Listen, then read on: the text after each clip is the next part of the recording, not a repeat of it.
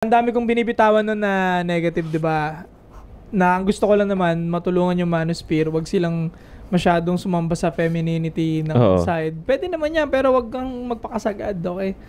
Ang daming nagalit na single mom nun, 'di ba? Single mom, mga babae yung mga panahon na yun, no? Oo, kinukuyog ako. May single din, 'di ba? Ang daming ni-label sa akin. At ang dami ko rin bembang topic kung paano bumembang ng kung paano makakuha ng babae. Ang ending, kahit anong i-label sa akin, papasok. Kasi nga, Sagittarius ka.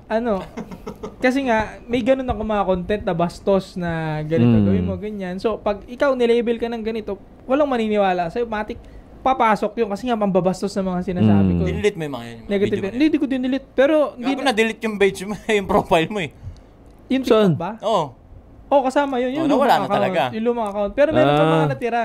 Kasi after nung ma-delete yung TikTok account ko, gumawa pa rin ako ng mga kasi ang init eh. Ibang content. Kung paano makakuha ng babae. Ang ending, putang ina, nag-backfire din sa akin lahat. Diba? Kahit ano ngayon sabihin kong defend, walang naniniwala. So, yun, may negative energy pa rin siya.